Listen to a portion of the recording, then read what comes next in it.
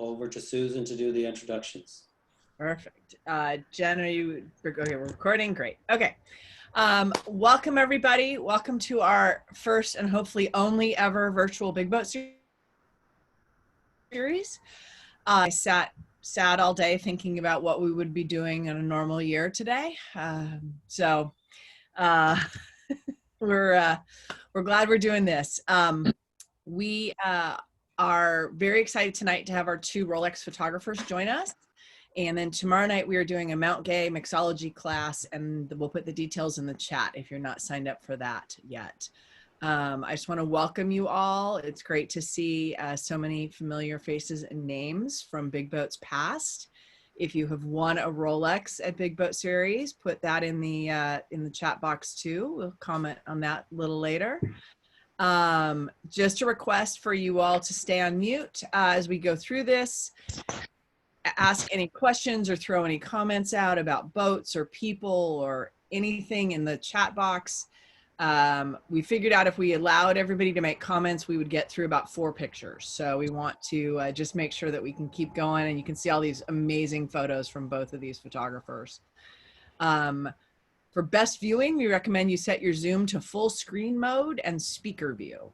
And also, at the end, we've entered everybody's names into a drawing, and at the end, we will do a drawing for a puzzle from Sharon Green and some mask, a COVID safety mask from Daniel with some sailing photos on it. So today we have Gerard Sheridan, who's our St. Francis Yacht Club Executive Race Committee Chair. He's also a photographer. He's based here in San Francisco. He's a keen sailor, although he just sold his boat, and racer, and has a passion for photography with a focus on studio, headshots, landscape, seascape, and cityscape photography.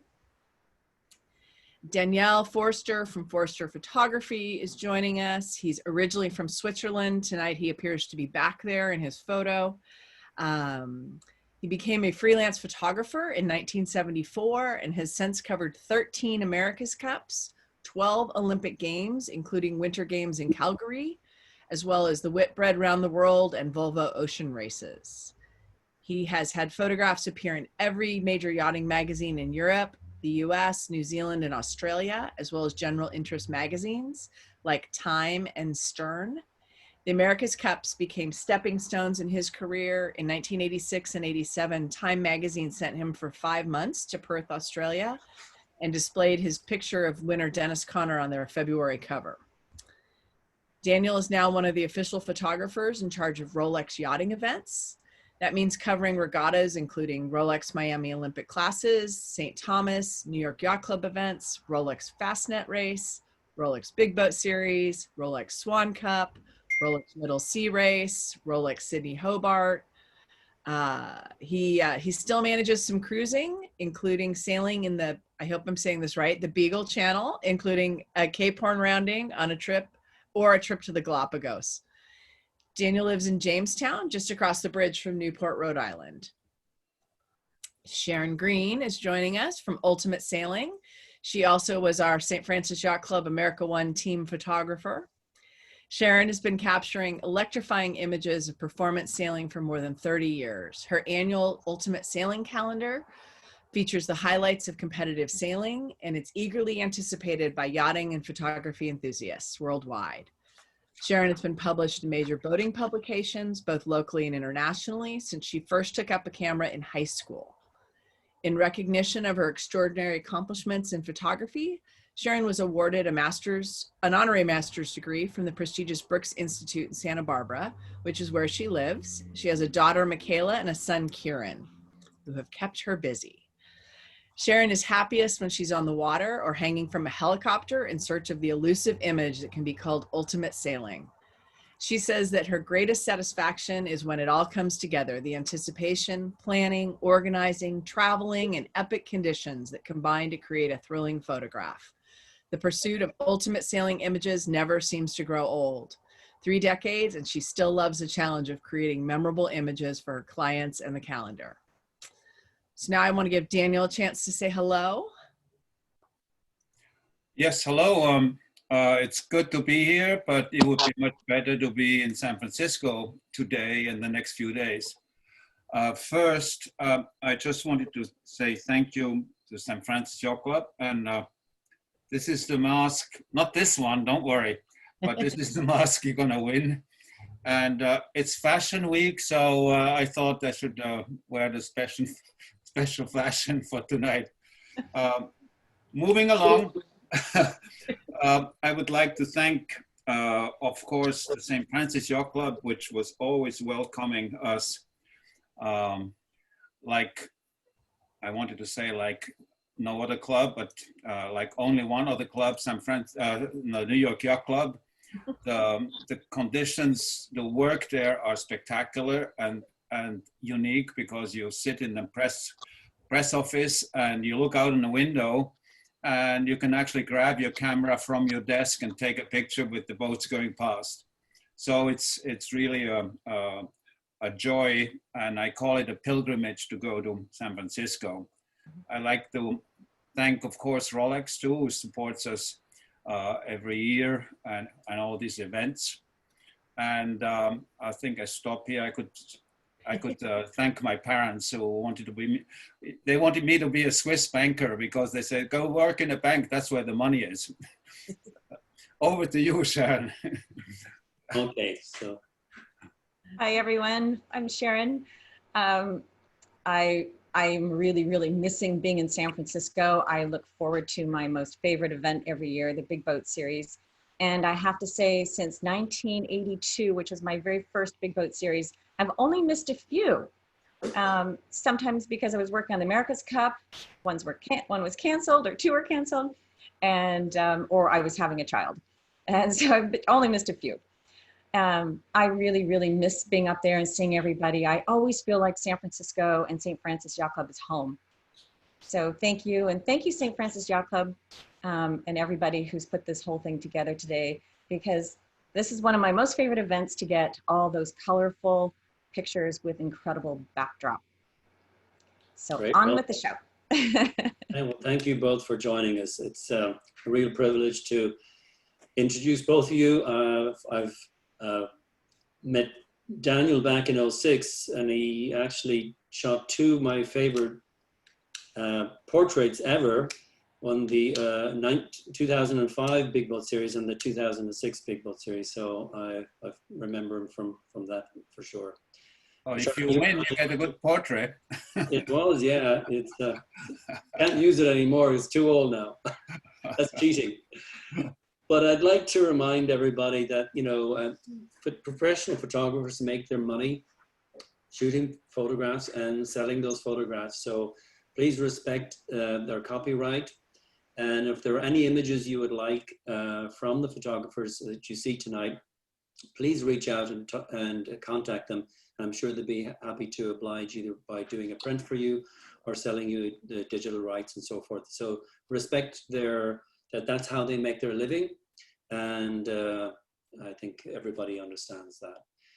So I'd like to start with Sharon. And one of the things that kind of became apparent in the run up to this is that Rolex Big Boat Series has changed a lot over the years. And in particular, my next image here, which I'm going to make large, is the 1983 schedule of events. So speak to us about how you've seen Rolex Big Boat Series change from the early 80s to when it went to the current format it is today.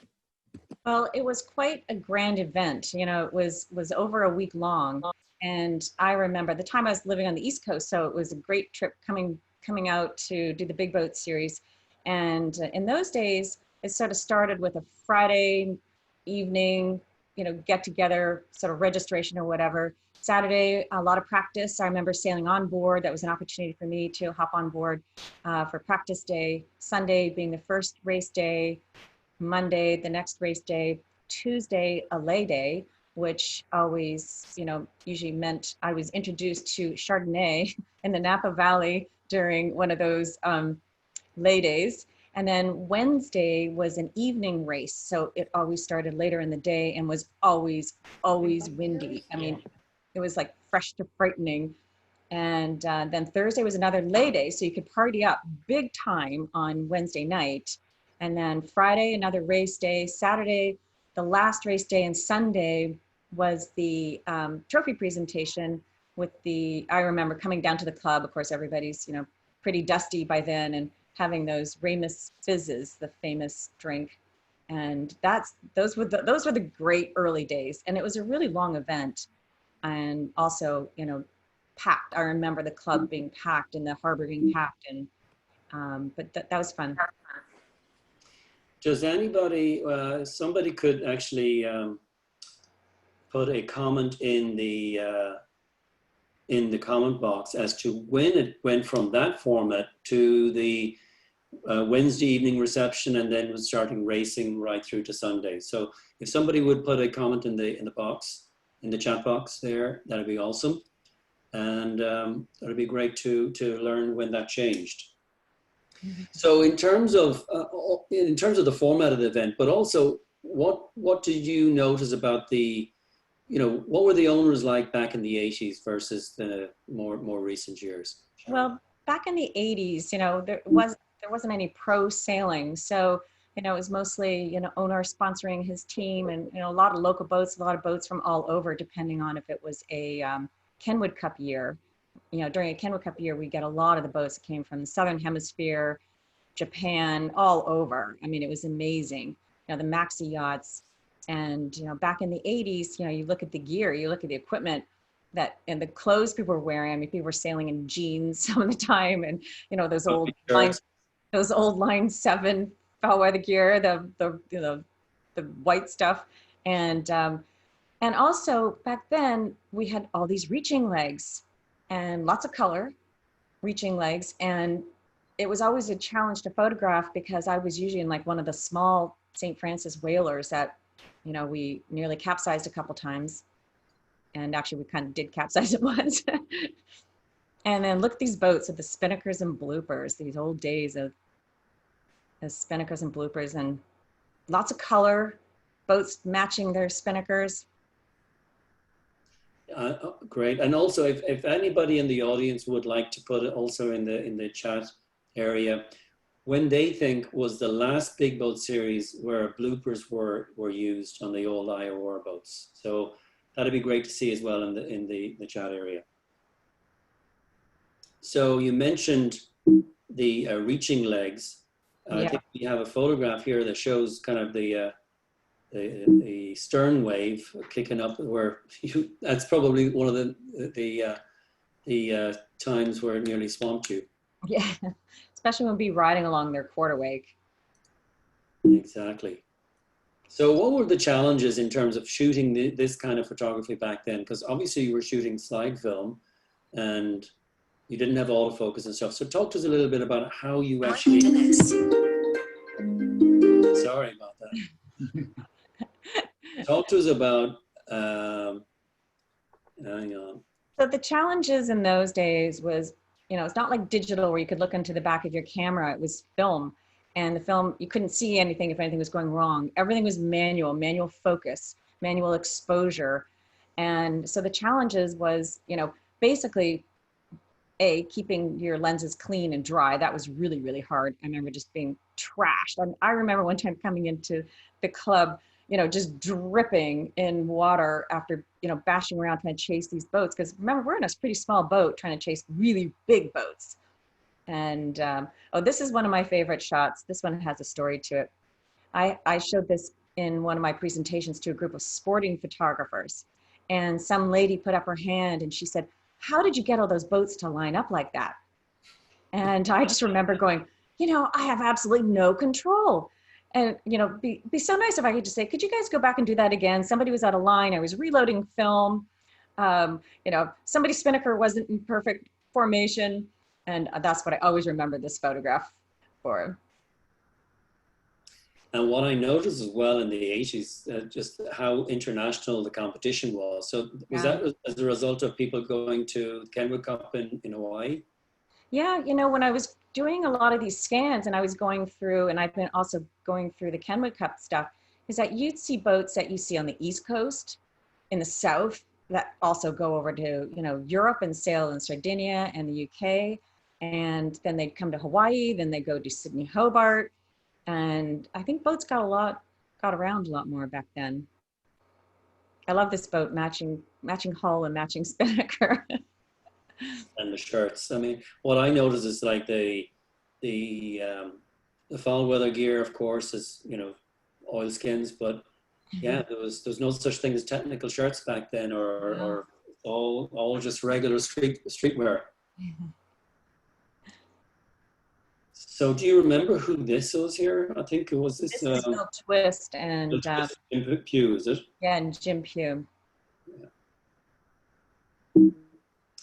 And this is the old Swiftsure, the original Swiftsure. Yep, all blue. All blue. Again, comments if anybody recognizes folks on the various images here. This is image number 21 of 136, by the way. So, you better hurry up. if you recognize yourself or you recognize people there, please put them in the comments. I love this one. This is one of the example of that stern wave where. Yeah, this would be, you know, when we get into the quarter wake to weather like that, and we're trying to zoom along in one of the whalers, and, you know, such low freeboard. I remember one time we just like dove straight into one of these waves, and the boat kind of went over, all the way over sideways. I remember my case floated out of the back of the boat, and but you know, it's a great shot. It's super, super hard because it's very, very wet. This angle is really wet. So what kind of lens were you? I mean, that looks a bit compressed, so it looks like it's a bit of a telephoto lens. Yeah, it was probably like a 70 to 200. Okay. That's sort of like that range. Okay. Coyote. Who is the skipper on Coyote? I think it's John Bertrand. Again, comments in the chat area if you recognize the Looks like him. various crew here. And this is Shockwave. Yeah. I mean, it looks extremely crowded here. I mean, for a class like this, can you remember how many might have been in a particular division or class? Because it looks like they're very closely matched. Mm-hmm. They're all bunched up going downwind. So they've had at least you know, one beat to the weather mark and they've turned around. So they're really it seems like very close competition. What kind of challenges did that present for you as a photographer? Well, it's trying to get in and through and around them, you know, on the course. And I remember those scratch sheets, how many boats were in each division. And, but that's what made for all the great color. Yeah.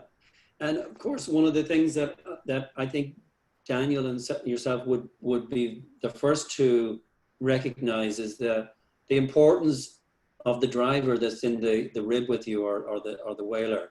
Right. Talk to me a bit about that. Well, it's really good to have a driver who understands sailing, especially in those days where you'd have, you know, the course would be going all over. We'd be going all the way up and then all the way down the bay. And you've got boats reaching, boats coming upwind, and, you know, and also, you know, dealing with the current. And so it's really good to have somebody who knows what they're doing so you can get out of the way and have an escape plan so that you don't interrupt the sailing, get protested. And one of the things I noticed on this particular photograph, the boat on the left-hand side, they're all wearing pink foul weather gear. I mean, who was selling pink foul weather gear in the 80s? That had to have been custom. For sure. I think so too, but it's kind of cute. Blade Runner. Does anybody remember who Blade Runner was? That was Bill Twist. Bill Twist again. Okay. Yeah. Now this group looked like they're very smart looking. All same red and white colors. This is the first Matador, I believe. Who owned Matador? That's how Bill Koch started maxi racing. Oh, very good. Is he still racing, or what's his? No, he's not. He sold. All the boats are gone, and well, they were America's Cup boats, the last ones, and the maxis are gone too. I think Jeanette actually was a Bill Koch boat, Sharon, who you You did a calendar for them last year, the year before. So Yeah. Bob Novi sends his regards and his gratitude for you working on that calendar for him. And here you see, again, a very international selection of boats from New Zealand, from the UK, Australia. Denmark. There's a Denmark here. Denmark, yeah. These look like half tonners or like 3/4 tonners. Yeah. Yeah. And again, this is another This is Windward Passage. River Passage. Okay. Again, a very professional looking outfit. Those were the days when the Maxis were there with 25 crew members. Wow. You didn't want to break down in your powerboat in front of them. And this is something you don't see too much nowadays. I mean, we still do it on symmetrical boats, but it's not as common. And this is the spinnaker peel. So Peeling the spinnaker, yes. yeah, putting up either a larger one or a smaller one, depending on the conditions.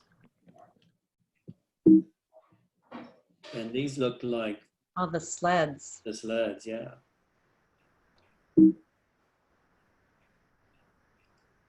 I'm not sure which one this one is, from Santa Cruz. That's probably Santa Cruz 70. Again, people in the audience may recognize this boat. If you do, put your comments in. Somebody And, said Mirage. yeah. Again, I love the compression here. This is a beautiful, very This is the picture that everybody voted on for the puzzle when I ran a voting contest for the puzzle image. So this is the picture that will be on the puzzle that we're raffling off. great. Yeah, this is a beautiful picture. I mean, even if you weren't a sailor, you'd look at this and say, wow, this is just the splash of color. Very exciting looking.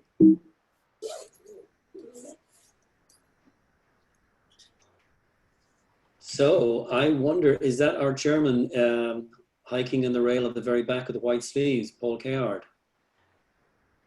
Maybe it is, maybe it is not, but it kind of looks like that's the Moro team. At least they're very color coordinated, very festive. Exactly, exactly. So in terms of any, you know, were skippers buying photographs back then? Would they order, you know, back then would they order a calendar for the whole crew and their, you know, family and so forth? What was the business aspect of photography like for you back in the 80s and the 90s before digital came along? Well, so back then I worked a lot for, you know, for individual owners, you know, doing prints, because in those days it was all slides. So you couldn't, you know, you couldn't give them a gallery, you have to give them prints. Mm-hmm. And also working for, you know, various manufacturers and sponsors. I see. This looks like Dawn Riley here, is it? Yes. And Katie. And Katie Pettibone here, yeah. This is a great image too, I love this. And back then, Dawn, if you're watching, or if you're watching this later, I'd love to know what happened to your two knees. You seem to be well bandaged up there.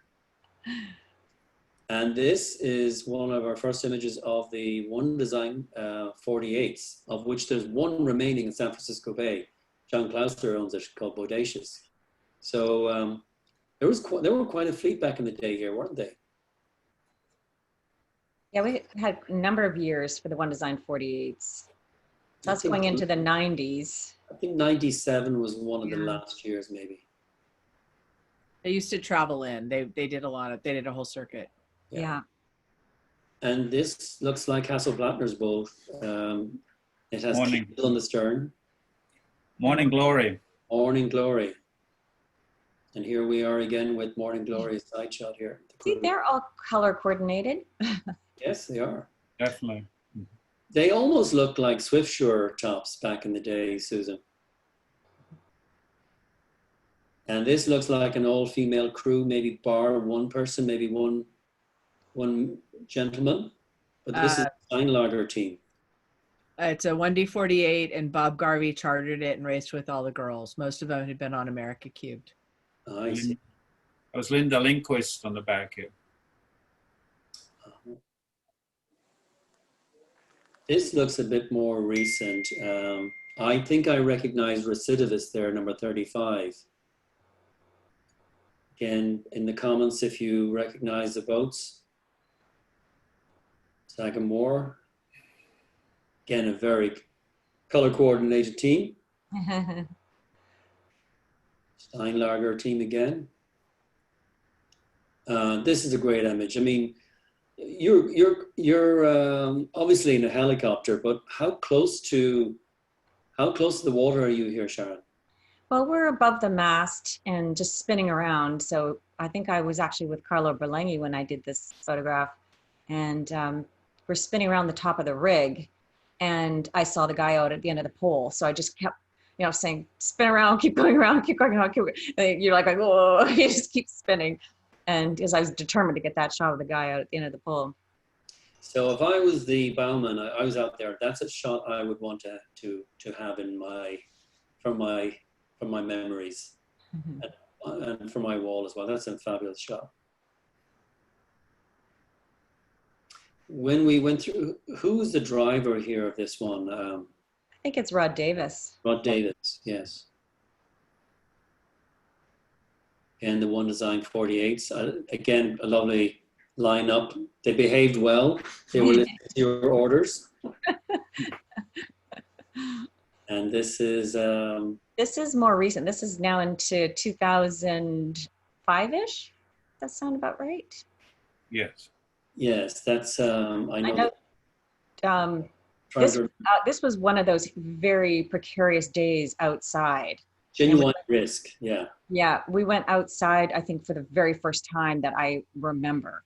And so we had genuine risk, and I think there was the BCOM was there and the Pendragon.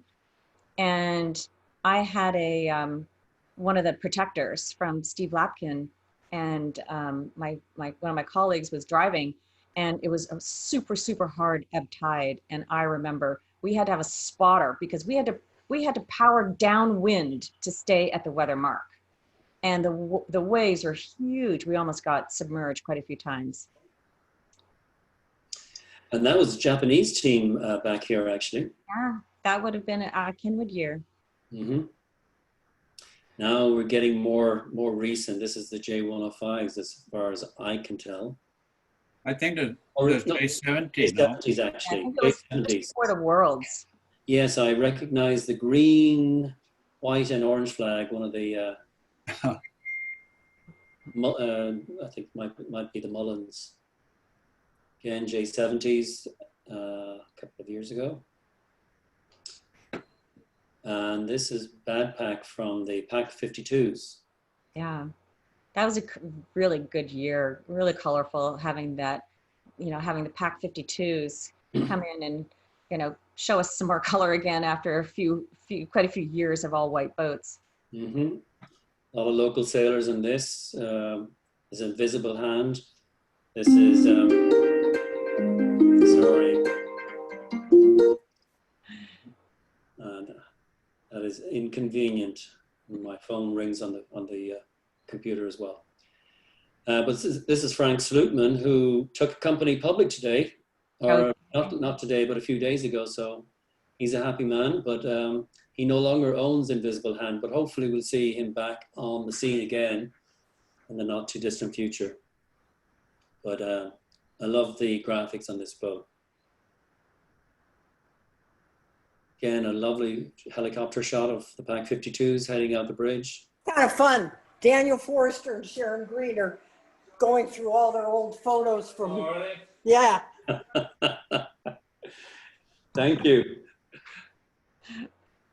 Again, this is a very great top-down shot of Rio. I must say, very sharp, very,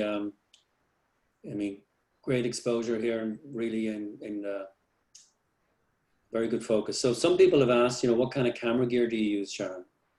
I've always been a Canon photographer, and I have a whole quiver of lenses, everything from wide to like 70 to 200. I have a 100 to 400. I have a 2 to 400 with a 1.4 extender. So it's a lot of stuff to tote around, and 4 camera bodies. And if I remember correctly, you use a cooler box to store your gear when you're, between changing lenses or changing cameras, which I think is a wonderful idea. It just depends. For years, I modified a big cooler that has wheels. We started off using fishing boxes from Japan that our colleague Soehata would get for us. And he's the one who sort of started using these big coolers. And in those days, they didn't have wheels. So we'd have to get the little trolley to trolley them around. But it was great because you always had something to sit on at airports, or if you're sitting on the dock waiting. And then, after a couple of years, they didn't last very long. And then I would modify like an igloo cooler with it. It has to have a hingy top because you have to be able to get in and out fast, and put special latches on, and then like a gasket, so the water just wouldn't go over and then straight into your case. Mm-hmm. And so now I sometimes use it. I keep one handy just in case. I even have one on the East Coast. I leave it in Newport, where I'm going next week. But I have another waterproof case now that I use that's almost as good as using the coolers. It has to be a certain size, has to be a certain shape that fits on the small ribs and some of the boats that we go on. And this is the 105s coming upwind here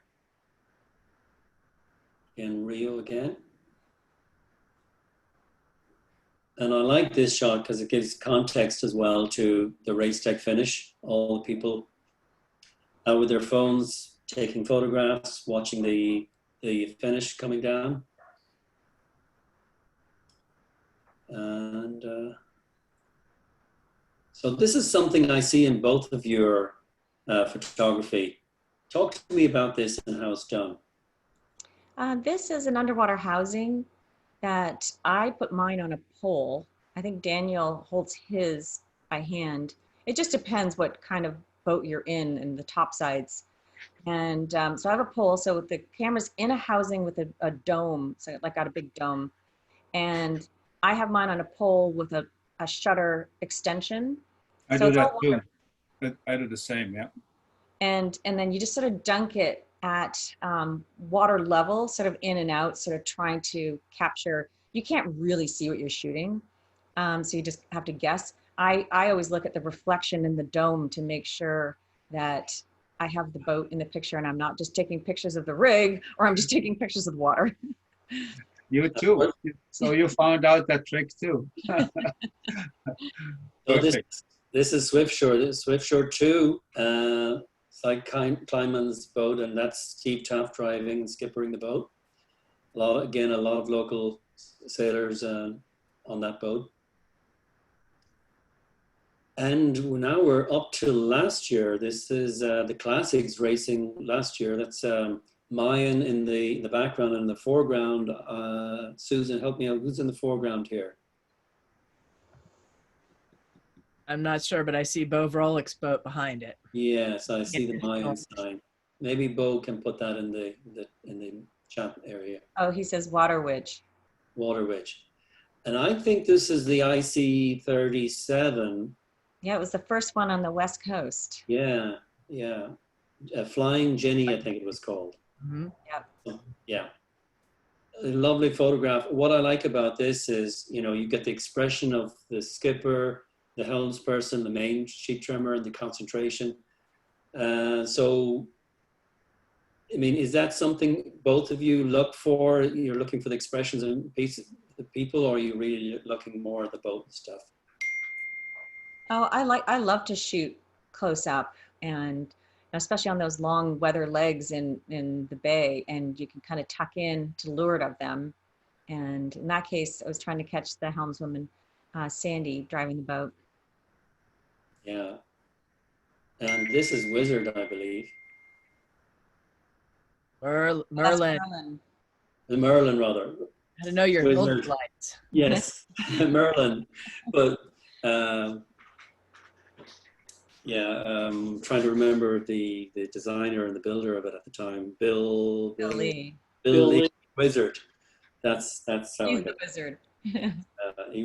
he is a wizard, yes. And these are J120s and Meanie. And that is the end of Sharon's selection for today. Talk to us a bit about this, Sharon, again. So we just introduced the puzzle, which will be here. It'll land any day now. We are manufacturing in Germany. And the new calendar is out. And we're offering a show discount for all the attendees today at 15% if you go to ultimatesailing.com. And also, if you go to ultimatesailing.com and register, you get a free monthly screensaver, and you'll get our monthly newsletter. We do a behind the scenes of every page of every month of the calendar. We do behind the scenes and talk about that in our blog. And you can access the screensaver, and you can also go back. Once you get that link, you can go back and download the previous screensavers that we've come out with. So we do one new screensaver a month, and we do a newsletter once a month. Awesome. Very enterprising. So thank you very much, Sharon, for that. That was wonderful going back through the years on the Big Boat series. So Well done, John. Next up, Daniel. These are the 105s. Oh, so Daniel, when was your first Rolex Big Boat series? I went back to my archives, and it actually was 1996. And I always wanted to do the Big Boat series because the big maxis were there, Boomerang, Matador, Kialoa, and I heard about them. What was it? Winterhawk, Whitehawk. And so anyway, I made it in 96 and never looked back. I call it a pilgrimage to San Francisco. And how long is your relationship with Rolex? It's not, well, I started in 1999, so it's 21 years when I did the Sydney Hobart, Rolex Sydney Hobart race for them as a preview before when they started to be sponsored for the Rolex Sydney Hobart.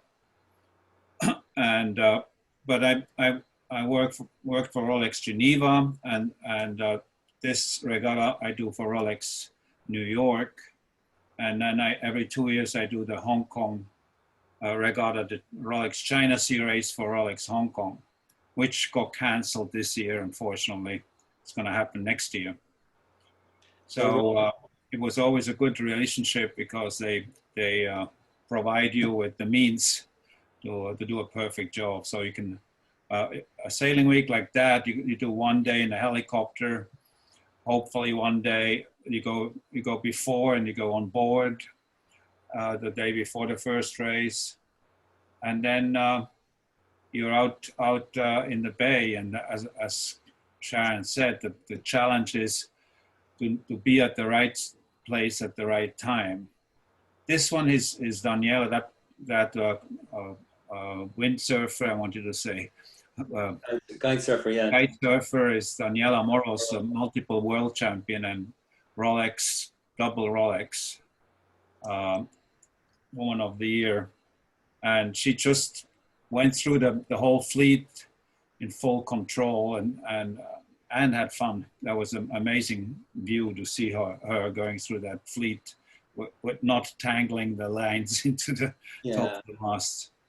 I mean, the smile on her face here, I mean, this is such a familiar look for Daniela because she loves what she does and she's so good at it. But she's always having a great time out there. So it's great to see her out there. She did her first keelboat race the day after that and sailed on Elixir on the last day of Big Boat. Wow.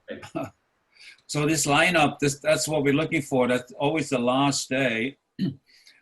There's the bay race. They go around the bay, and then there's this leg from the Golden Gate Bridge towards the club, the St. Francis Yacht Club. Yeah. And the J105, which is usually the biggest fleet, lines up, and you just have to keep yelling at the boat driver to go back and forth and left and right. This is a classic I always look for every time. And the challenge is to get at least one cable car and a bunch of boats And usually that's very hard to do, to get a bunch of boats together. But this was a year where it actually worked. I think we have another similar image later on. That's a class. That's San Francisco for the people who've never been there. So going back to this, there's two things going on here in my view. One, you're a yachting photographer and you're about capturing the excitement and the energy of racing, but there's also landscape photography going on here. Yes, but the bay, that's what's fantastic. So many times you go to a regatta and there's no background, so it could be anywhere. Yeah. And that's what's amazing here. You have, obviously, if you go to a big boat series, it's the bridge, three things, the bridge and the bridge and the bridge, because that's San Francisco. And then you get the background of the city, you get the other bridge, but things happen so quickly, so fast, like this one here. As I said before, I was too late to go to that mark. And I just told the driver, just go for the mark. Don't worry about going to the other side or ahead of the boat. And the seals were there and the seagull. So it all came together in one picture. But the next picture is completely different. It's just one picture where the seals look at the crew. And this picture actually made the cover of our club magazine, if memory serves me right. I know, or else it was on Latitude 38. I'm not sure which. Yeah, it was the magazine, yes. Yeah. And both featured it. And it was featured in Newport. It was in the magazine as the opener. It's just that V shape again. Being there is half the picture. Yeah, a weather drop. When Sharon said we talked about the boat drivers, you have the helicopter pilots and the boat drivers. You have the guys who are like truck drivers. They go from A to B, and you have to talk to them constantly. Here it is, barking mad. Right. And there's other boat drivers or helicopter pilots who know exactly what you want after the first half hour, and they see the angle. And then you have the boat drivers who want to tell you what to do. They say, oh, we're going to go there because it's just fantastic. And they keep talking. And you have to quiet them down and say, I have an idea and it's not yours. And the same with the problem with the helicopter pilot is a lot of them have been in Vietnam. And they want to prove how great the pilot they are. Oh, Susan, you want to talk about Cy here? I think most people know Cy. He loved sailing. He loved the big boat series.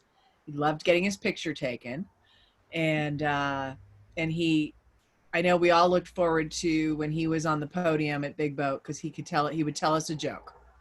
Right. Well, not only a joke, he was very specific about the jokes he used to tell. They were always Irish jokes. So. It was good. It was good character. Moving along. So I had the pleasure of taking a ride in the helicopter, not for Rolex Big Boat Series, but for some other time with you. And I was really impressed with how you direct the pilot, the helicopter pilot. And I think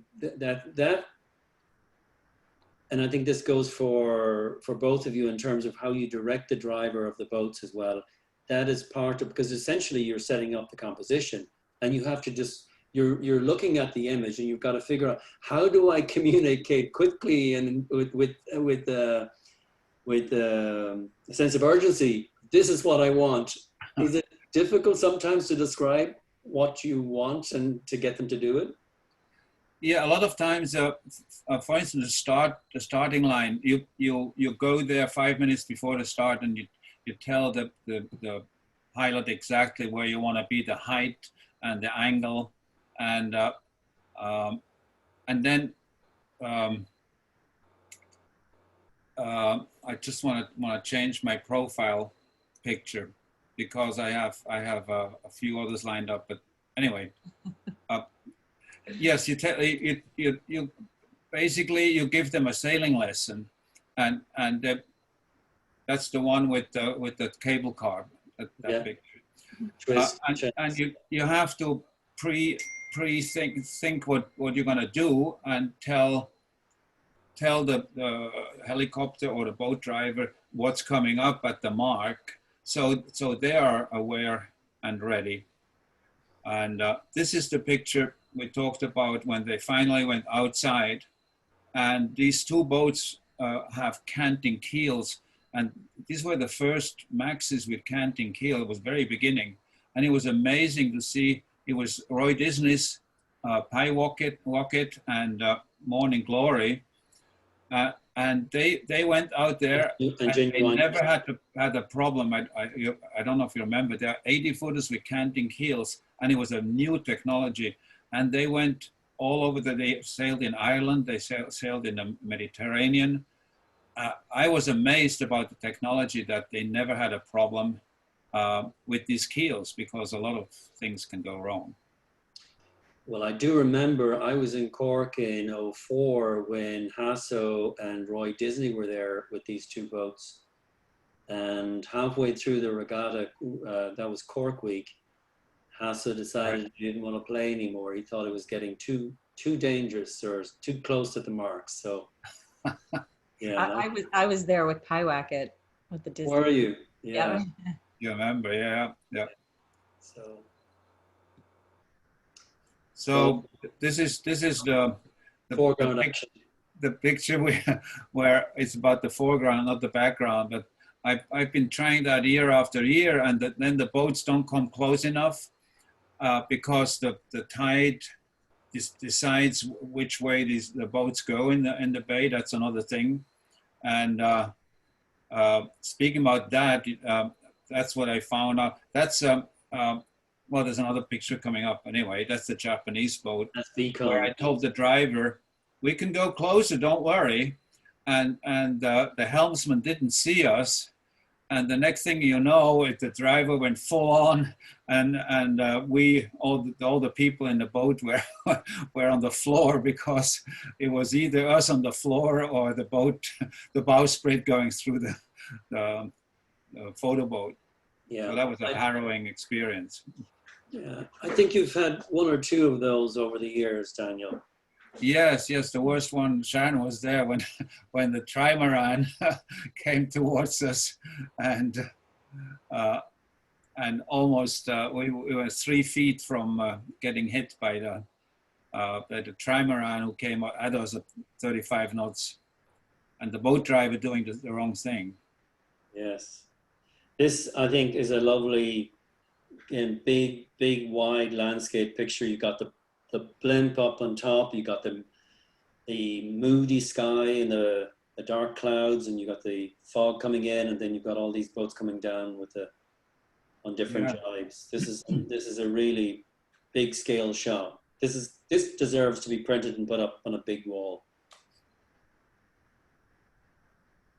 Again, another background shot with you're looking for this shot, I would imagine. Yes. Whenever I'm in the helicopter, I try to find a group of boats with Alcatraz in the background, and 1 out of 4 big boat series it works, but it's really hard to get a group with Alcatraz in the background, and the helicopter pilot willing to go low enough to get that whole picture. So. And it was one day where I had to stay ashore and was frustrated. So I got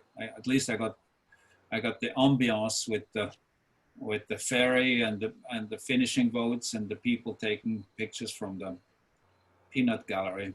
Yeah, I like this background as well. This is kind of Presidio and Doyle Drive. Yes, this is very unusual. I saw that only once in 10 years. That the light was perfect, and the boats were passing this green patch. Mm-hmm. Oops. That's a classic where being there is more than half of the picture. Far 36. But you have to be ready, you have to be able to see it on the side of your view, and then grab the camera and have the right camera and the right setting. And this is another one where you feel or you see from the helicopter which boat is having trouble. So you start to circle that boat till everything comes Well, together. maybe if you start doing that, it's the downdraft. So maybe it's your fault. I have to say we never did it, but a lot of crew thought we did it.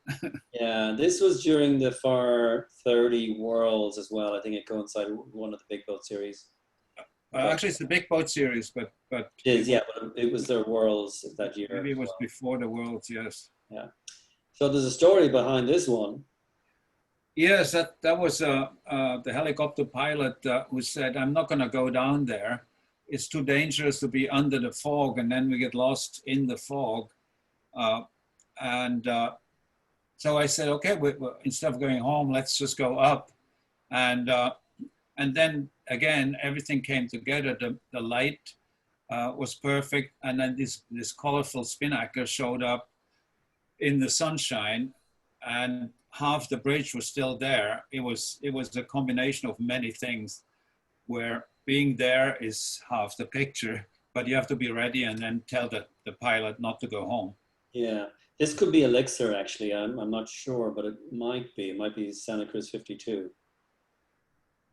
And this is Vesper. Was that Jim Schwartz's boat? Yeah, but Vesper was, they were amazing. They sailed in Newport and then put the boat on a trailer and shipped it across the continent and did the big boat series in the same year. Mm-hmm. So that's my that's my joke where I say that's why they make backstays, you know, so the owner has something to hold on to. Easy joke. Yes. This is Rio. That's Rio and the same Rio again. You can see the bowman with the beanie. And as Sharon said, I'm looking for the crew work too, because the legs are relatively short, and the crews have to work so hard, so quick to get the spinnaker down and up again. It's very hard work for the crews. Mm-hmm. And this is one of these underwater housing shots where you just take a lot of pictures and to make sure that you get one good one. There's I again, yep. 2011 Big Boat Series. He would be so happy to know he made the photo gallery. And again, being there, and I had the day was done. I was on my way back to the hotel. I came out of the club and I looked up and I said, I've never seen that before. So I unpacked my camera with the wide angle lens and got the ambiance. Mm-hmm. And Daniel, you're also a Canon shooter, just like Sharon. You use Canon cameras and lenses? Yes, I started in 1971 when I started to go to Kiel Week in Germany. And that's when I bought my first Canon. I just came out of my apprenticeship and looked at Nikon and Canon. And luckily, I'm still happy that I chose Canon. And never looked back. I see. So I have a question here that came in earlier today. And the question is, I would like to order photos on metal for framing. Can you help? This is a question really for both of you. Well, the new style is now metal on infused aluminum, they call it.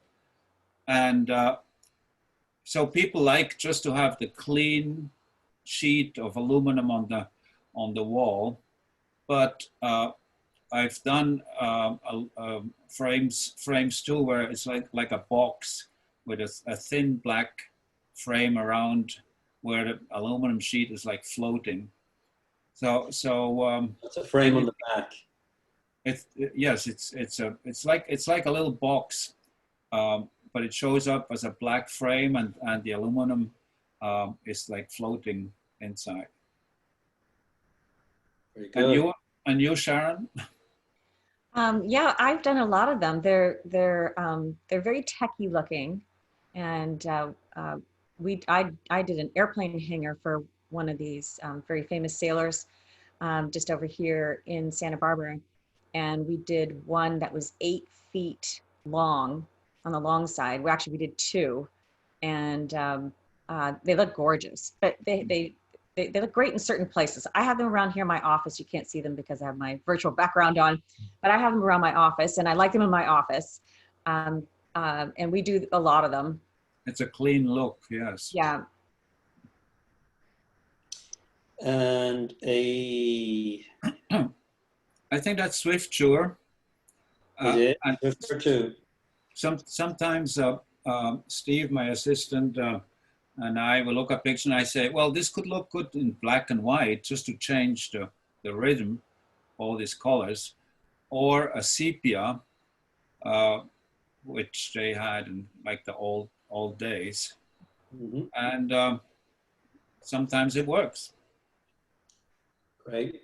The other question that came in here was, do you think drone technology will ever replace a human in a helicopter? Well, as I said, to me, a drone is just another lens, a different lens. But the drones are, you fly them 25 minutes, and I'd rather be in a helicopter for 2 hours and do a whole or 1.5 races, than put the drone up and back. But there have been some fantastic. It's another lens. The drone is a fantastic tool. The other thing, of course, to note is that helicopter pilots, if they know a drone is in the area, they will go home. Mm-hmm. Exactly. Yes. The Newport Bermuda race, I think 6 years ago already, the pilot said, if there's drones around, I'm not flying. I have a $1 million insurance on my helicopter, and I'm not going to risk that. So. Yeah, we had a drone at Transpac last year at one of the starts that came, and it was a big one. It was one of the newspapers in LA, and it came right up to the open door of the helicopter. I was looking straight at the drone side by side. Wow, and that's scary. Yeah. Yeah. But we knew who it was. So I remember this actual situation, and I'm sure many of the sailors that are on the show this evening will remember this. This was a very windless mark rounding where a whole bunch of boats just converged, and I was in a different class, but there was 120s here, obviously all these 105s, but this was quite an exciting. Well, maybe not so exciting, but it was a lot of close quarters stuff. But we were all just waiting for the breeze to fill in so we could round this mark. It was more drifting than sailing. It was indeed. The boats in the back caught up. It was. And this is of J111's Aeolus and Madman. Yeah, that's cool to have the helicopter go out, because there's so many classes going out. You're going back and forth with the boat. It's hard. But what I love here is that background is so different than anywhere else. Mm-hmm. That structure of the rock is amazing. Again, the crew doing hard work in the back. Work, yes. Fast. And another underwater housing, that's Paul Kayard. They won in a J70. And again, everything comes together, the bridge, which is a must, and then the foreground work. This looks like a FAR 40. Yep.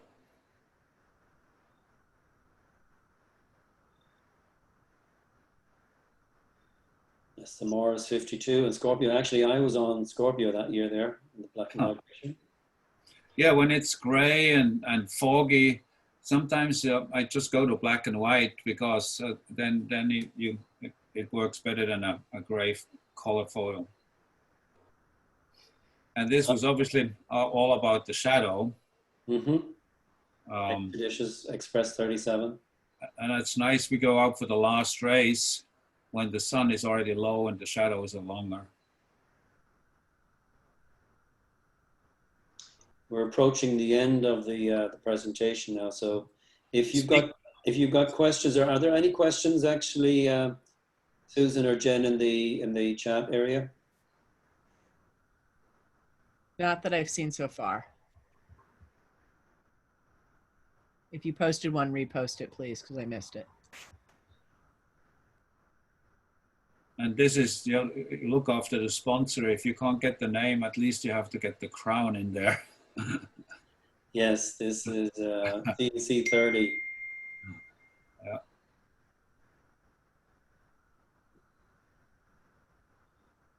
And a little bit of mayhem here. Quite out of control. At least their kite matches the Rolex colors. Right. Oh, this is a perfect, that's what I look for, you know, the perfect folding water wave. And it's very hard to get it right. It depends the speed of the boat and where the camera is, how deep the camera is. And so this came all together here with the cause of the spin actor, of course, as well. And this was actually taken from the gallery up at the club. That's the finish of the 3 J170s. So sometimes at the end of the day, you can go and stand there and they all parade in front of you. It's spectacular. Nowhere else you can. That goes to the question, Daniel. Is it true that St. Francis is one of the few places in the world where you can watch racing from the clubhouse? I would say so. If you compare it with other clubs like Australia or New Zealand, they all go offshore. They go far off, and they never finish in front of the clubhouse. And I wouldn't know any other clubhouse where you can see the finish of the race. We have it in Santa Barbara, but not that close.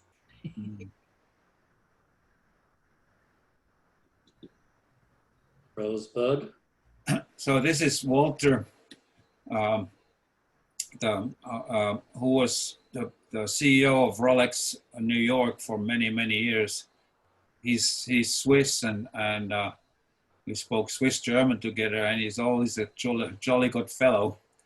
And he was a regular at the Big Boat Series, and I think that he was looking forward to the Big Boat Series.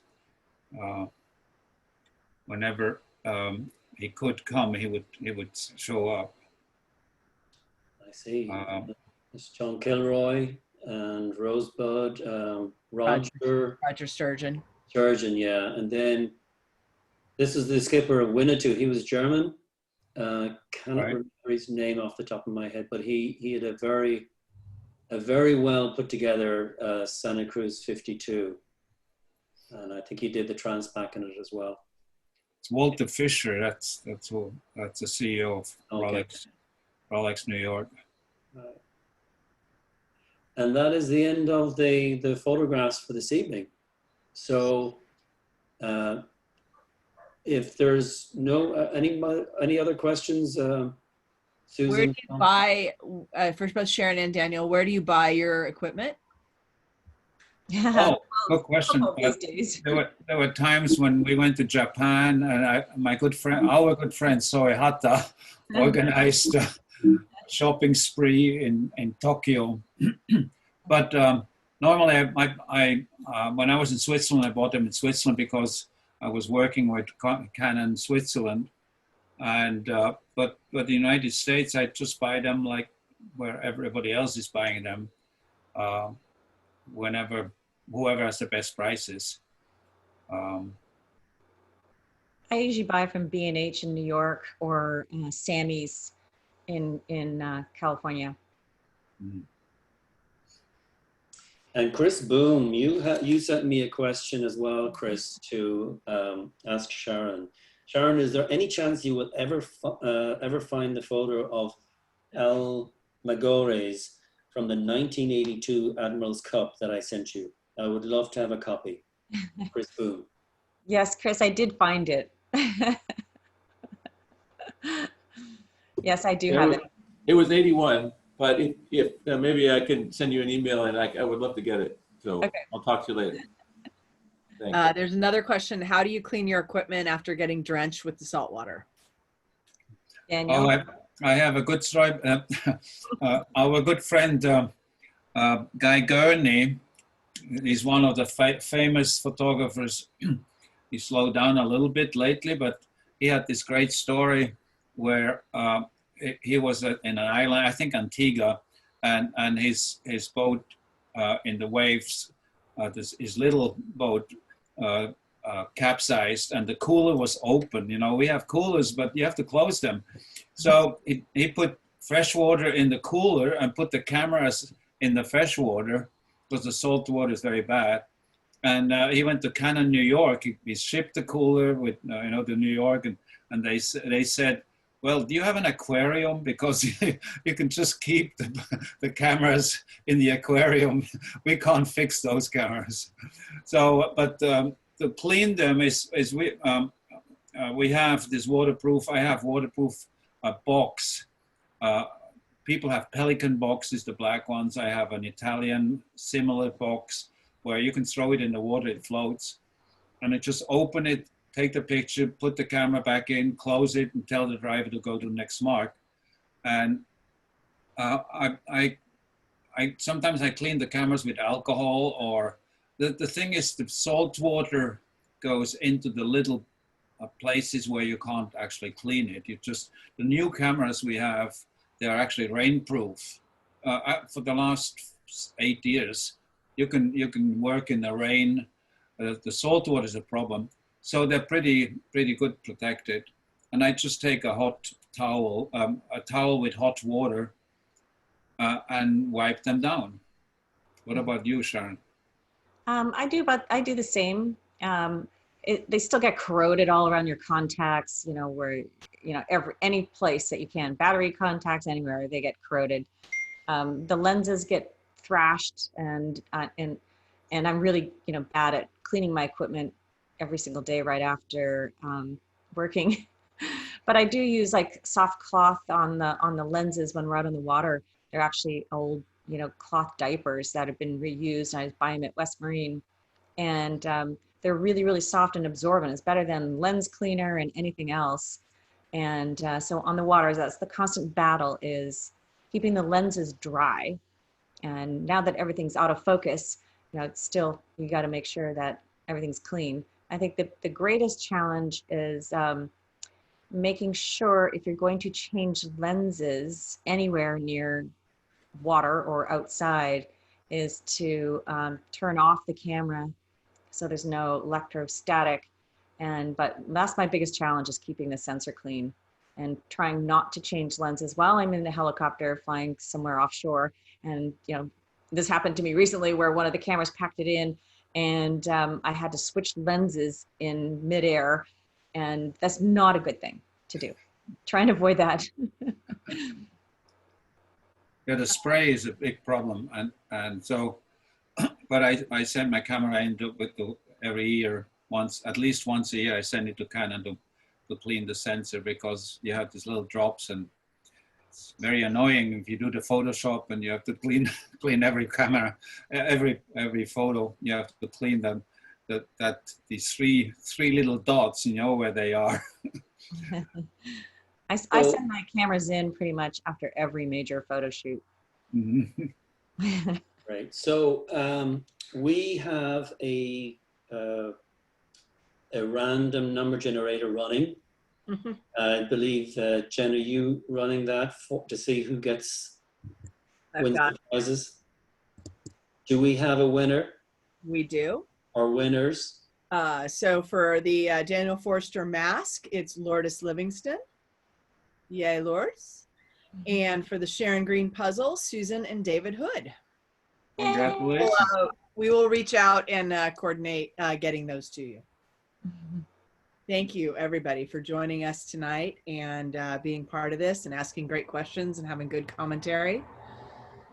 We really appreciate it. And we hope to see you tomorrow night for our Mount Gay cocktail party. And next year for the 2021 Rolex Big Boat Series. We hope to see you in a year from now. Yeah. Yes, indeed. Thank you both. And Jennifer from the marketing committee for putting this together, and Susan, and all of you for participating. It's so wonderful to see so many friendly and familiar faces from Big Boat Series and from around the club and from around the world. So thank you all. Stay healthy. Or maybe we'll see you tomorrow night as well. Bye-bye, everybody. Bye-bye. Take care. Bye. Thank you, Sharon and Daniel. Thanks, Bye. guys. Thank you. Great hosting, Jerry. Thank you. Thank you, Jamie.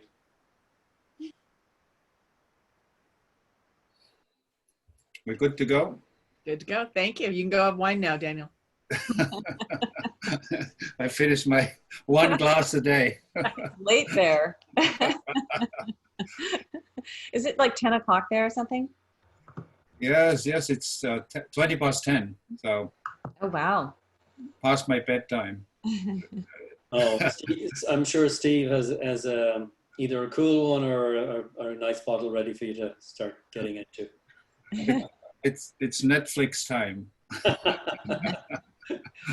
Binging time. All right. Okay. Thanks, everybody. Bye-bye. Bye-bye. Bye-bye. Bye. Thanks, guys.